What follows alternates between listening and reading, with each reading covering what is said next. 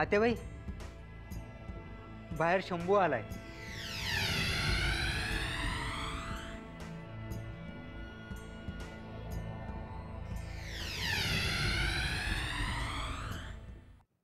आत्याबाई, या प्रकरणात जोपर्यंत तुम्ही ठामपणे काही सांगत नाही तोपर्यंत पुढे काहीच घडू शकत नाही. तो म्हणतो त्याप्रमाणे मी त्यावेळेला सासरी होते आणि नरसिंहाचा जन्म 7व्या महिन्यातलाच आहे. अहो, नरसिंह भाऊजींचा नाही आत्याबाई, त्या मेलेल्या मुलाचा जन्म 7व्या महिन्यातला होता. काय म्हणायचंय तुला? मला काहीच म्हणायचं नाहीये. जे काही म्हणायचं होतं ते तो म्हातारा आधीच म्हणून झालं. आपण त्याच्यावर अजून पूर्ण विश्वास ठेवलेला नाहीये. पण विश्वास ठेवू नये असं तरी काय घडलंय? हे बघा आत्याबाई, प्रकरणातला खरेपणा नाकारता येत नाहीये. तुझ्या तर हातात कोलीतच मिळालंय ग. आत्याबाई, अहो असं का बोलताय तुम्ही? त्यात माझा काय दोष आहे? उलट मी तर तुम्हाला असा सल्ला देईन की ज्या म्हाताऱ्याला आपल्याबद्दल सगळं माहितीये त्याला किल्लेदारांच्या पद्धतीने संपवलं पाहिजे. भाऊजींनी असे अनेक काटे काढलेत, म्हणजे असं मी ऐकलंय. बोलतीयस काय तू? आता तुला सांगून काय उपयोग आहे म्हणा. गप्प बस म्हटलं तर तू थोडीच गप्प बसणार आहेस. पण आत्याबाई, मला एक कळत नाही, आडनावात काय ठेवलंय हो? आता समजा जर का तो म्हातारा मेला तर खरं खोटं कसं काय सिद्ध करणार?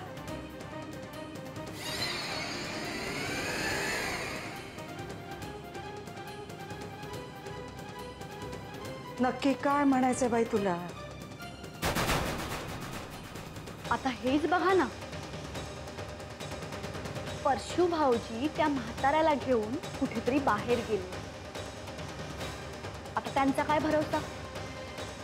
त्याला मारून टाकलं तर?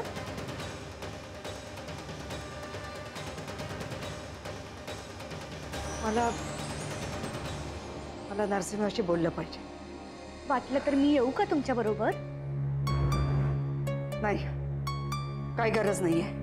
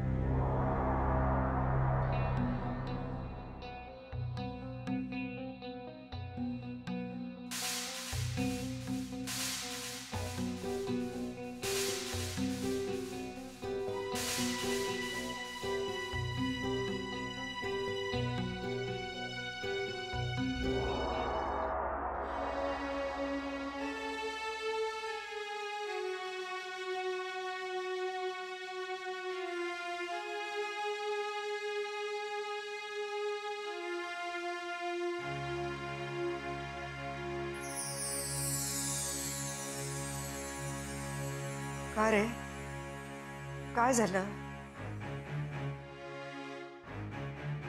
हे सगळं नको वाटतं आत्याबाई.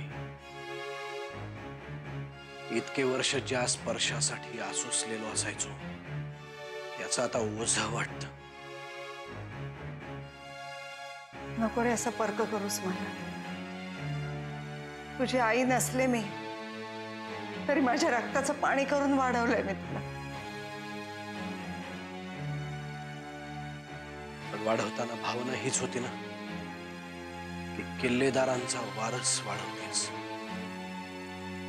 तसं नाही आत्याबाई. ते आत्याबाई, लहानपणी शाळेत माझी आई या विषयावर निबंध लिहायचा होता तेव्हा मी निबंध तुझ्यावर लिहिला होता. वर्गातले सगळे हसले होते मला, कारण माझ्या निबंधाचं नाव होतं माझी आत्या. आणि आज कळलंय की तू माझी आत्याही नाहीस. नरसिंहा बास. असं शंभूला का नाही बोलले सातेबाई?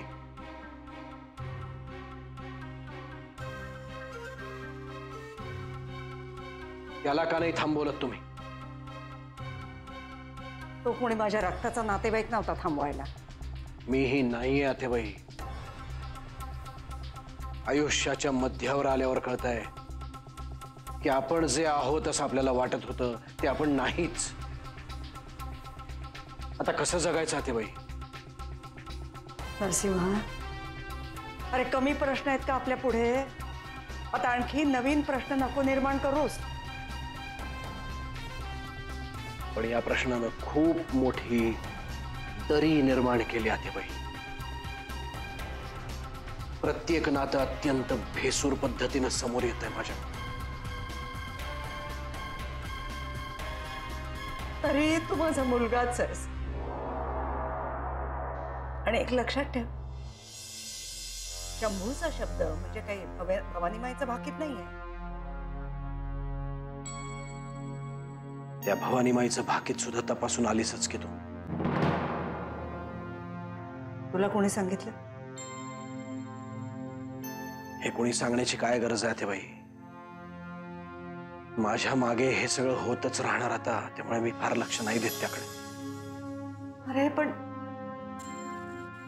या तुझ्या अशा बघण्याने आम्हाला किती त्रास होईल याचा विचार केलायस का? माझं तुमच्याशी काही रक्ताचं नातंच नाही आतेबाई. त्यामुळे आता तुम्ही माझ्यासाठी जे काही कराल ते उपकारच असतील. आता हे उपकार कसे फेडायचे हा सगळ्यात मोठा प्रश्न आहे माझ्यासमोर.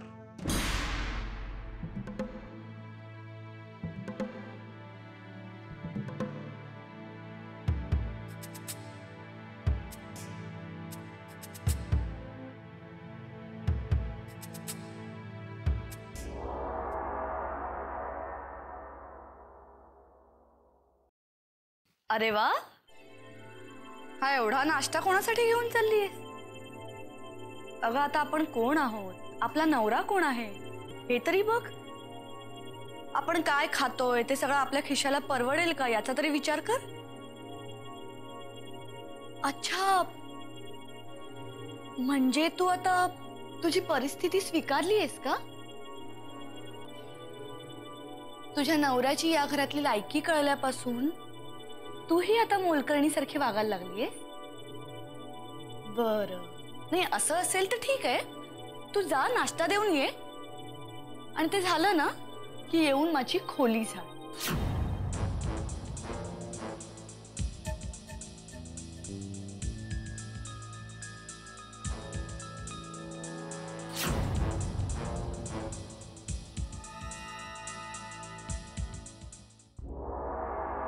बाबा असं काय करता, मागा मागा फिरता, असं काय करता, मागा मागा फिरता. पडक्या. Bye bye bye.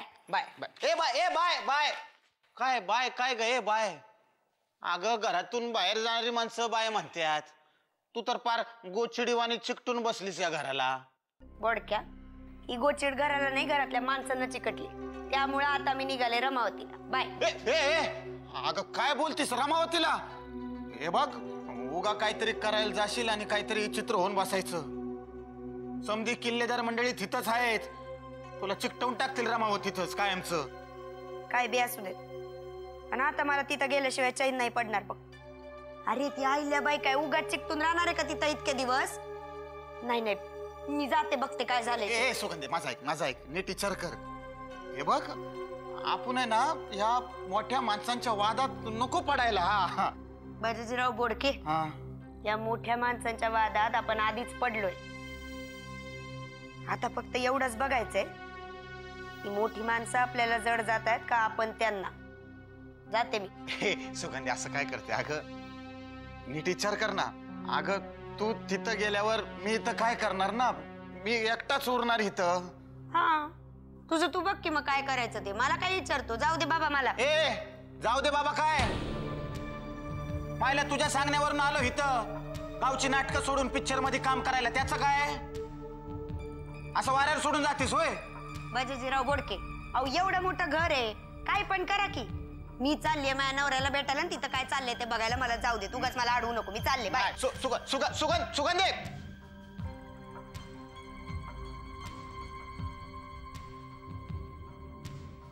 मायला ही खरंच गेली का काय? अरे हो देवा, जी हा एवढा मोठा किल्लेदारांचा बंगला आता माझा आणि मीच याचा राजा. राजे बजाजीराव बोडके यांचा विजय असो. गण्या आता गप्प बसा तू प्लीज. तुम्ही सगळं सांगणार. ताई तुला माहितीये, तू आधी झोपताना जो ड्रेस घालायची ना, तो काल अमृताताईंनी घातला होता. गण्या काय रे, आपलं ठरलं होतं ना कोणाला सांगायचं नाही म्हणून. आणि सांगण्यासारख्या इतक्या गोष्टी असताना हीच गोष्ट पचकलास ना. तरी नशीब जेवताना काय झालंय ते अजून सांगितलं नाहीये. गण्या आता गप्पच बसतो प्लीज. गण्या, तू थोडा वेळ आतमध्ये जातोस? मी नाही जाणार आतमध्ये. मी सगळं सांगितल्याशिवाय जाणारच नाहीये. ठीक आहे, सांग. तुला काय वाटलं मी घाबरणार तुला? अजिबात नाही, कळलं ना. गण्या, जानकी, आज बऱ्याच दिवसांनी मी इतकी हसले. खरंच तुझ्या घरी जाऊन ना खूप बरं वाटलं मला. अगं गण्या, तुला म्हटलं ना जरा आज जा. मी बोलवते ना तुला परत. काय ग, त्याला का पिटाळतेस? गण्या, आज जा सांगते, कळत नाहीये का? आज जा.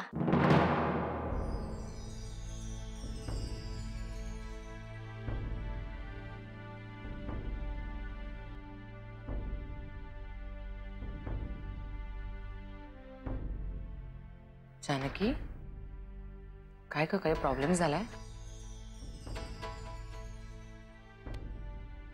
हो अमृता, मला तुझ्याशी एका महत्वाच्या विषयावर बोलायचंय.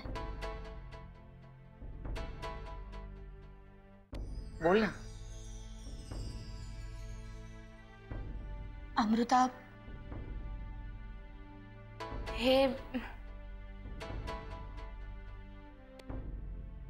हे किल्लेदार नाही आहेत असं एका माणसाने येऊन सांगितलंय.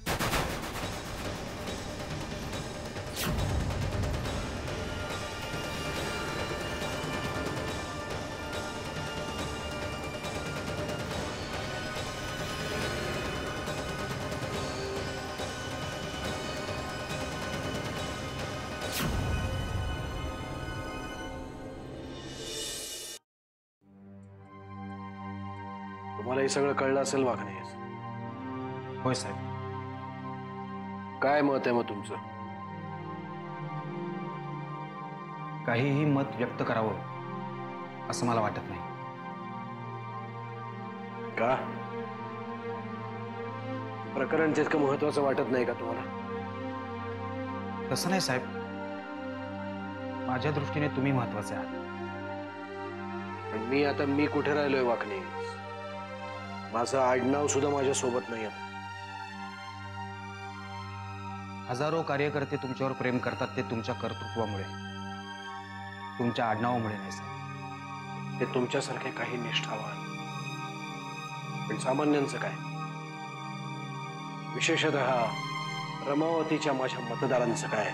कारण त्यांची सगळी निष्ठा ही किल्लेदार आडनावाशीच आहे. पहिल्यांदा निवडणुकीत जिंकून आलो ते सुद्धा माझं आडनाव किल्लेदार आहे म्हणूनच. साहेब, मतदार नाराज तेव्हाच होतील जेव्हा ही बातमी त्यांच्यापर्यंत जाईल. म्हातारा रातोरात गायब होईल. नाही वाकणीस, माझ्या जन्माचा एकमेव साक्षीदार आहे तो. त्याला असं गायब करावं असं मला नाही वाटत. त्यापेक्षा कुठेतरी दूर निघून जावं असं वाटतं. साहेब, जगापासून दूर झालो, स्वतःच काय? त्यापेक्षा तोडगा काढूया काहीतरी. तसंच जर असेल तर त्या शंभूला आपल्या सोबत घ्या. मुंबईतच व्यवस्था लावूया त्याची. ठीक आहे साहेब. सगळ्यात महत्वाचं म्हणजे हा परशू कुठे दिसत नाहीये. त्याला शोधा. कारण जर बोंब थांबवायचीच असेल तर घरच्या माणसांचं तोंड बंद केलं पाहिजे आधी. साहेब, परशू शेठला माझ्या पद्धतीने समजावून सांगू की तुम्ही तुमच्या पद्धतीने सांगताय? त्याच्यासाठी एक वेगळीच पद्धत शोधावी लागणार आहे आता. कारण इतकं सगळं होऊन सुद्धा तो शांत कसा काय? त्याला शोधा वाकणीस, त्याला शोधा. ठीक आहे साहेब, येतो.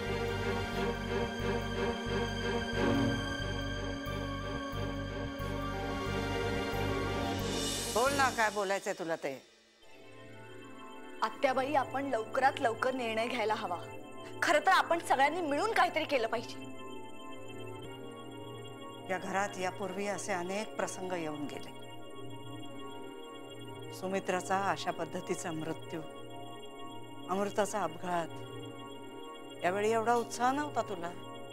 आत्याबाई, मागच्या काही दिवसात घटना ज्या पद्धतीने घडतात त्या पाहता आपण. अहिल्या, मी जो प्रश्न तुला विचारला त्याचं उत्तर सोडून तू दुसरंच काहीतरी बोलतेस असं नाही वाटत तुला? म्हणजे मी या घरात बोलायचंच नाही का? जेव्हा बोलायला हवं होतं तेव्हा नाही बोललीस. आत्याबाई, मला तुमच्याशी जास्त काही बोलायचं नाही. मला फक्त एवढंच सांगा की आत्याबाई, वा, इथेही माझ्या मागे मागे आलीस? मी तुमच्या माग माग नाही आली, मी माझ्या नवऱ्याच्या माग माग आली. तो उधळलाय कुठेतरी. ग तू अशी एकटी निघून आलीस? तिथे मुंबईच्या घरात कोण आहे? नोकर माणसं आहेत की.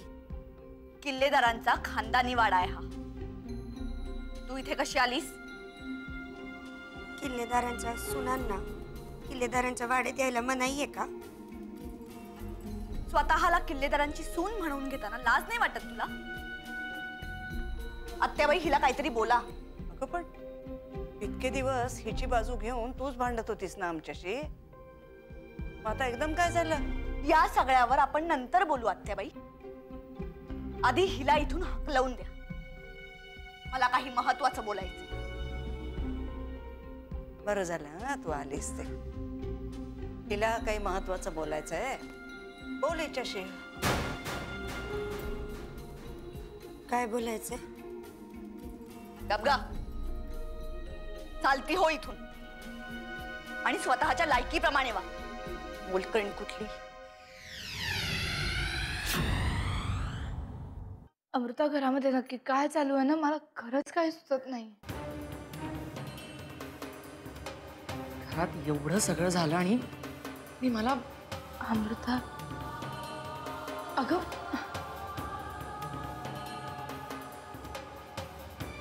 तुला त्रास नको व्हायला म्हणून नाही सांगितलं.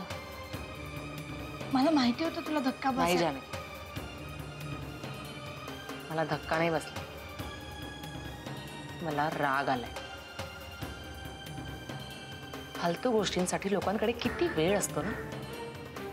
आणि बाबा कोण आहेत यावरून त्यांचा दर्जा ठरवणार आहेत हे लोक. अमृता, हे सगळं मला सुद्धा कळतंय.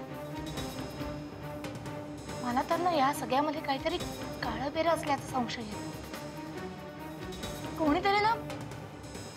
कोणीतरी हे सगळं मुद्दाम ठरवून करतंय. एक मिनिट, कोणीतरी म्हणजे? हे बघ जानकी, कोणाचंही नाव लपवून ठेवण्याची ही वेळ नाहीये. तू जे वाटतं ते स्पष्टपणे म्हण. कोणीतरी म्हणजे हर्षू काका ना? हो, कारण तेच इतके दिवस रमावतीला येऊन राहिले ना. त्या शंभूला सुद्धा त्यांनीच शोधून आणले. अमृता यांच्याकडे पाहत नाहीये का? आता बाज चाललंय काय? कोणीतरी एक माणूस येतो आणि तो आपल्याला सांगतो की तुम्ही अमुक नाही, तुम्ही तमुक आहात. रे डोकं ठिकाणावर आहे ना त्याचं? मला तर ना, मला काय चालू आहे काही कळतच नाही. आणि हे सगळं यांनी इतकं मनाला लावून घेतलंय ना. अगं मग ते हे मनाला लावून घेणार हे माहिती असल्यामुळेच कोणीतरी हे मुद्दाम केलंय ना. हे मला कळत नाही. बाबा नसले किल्लेदार म्हणून काय त्यांचं महत्व कमी होणार आहे?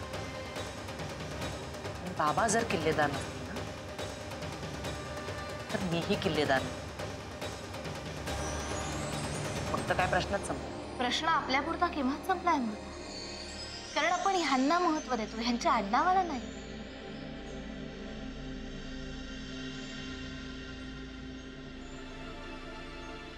पण मी आता गप्प बसणार नाही. माझ्याकडे ह्याच्यावर एक उत्तम तोडगा आहे. म्हणजे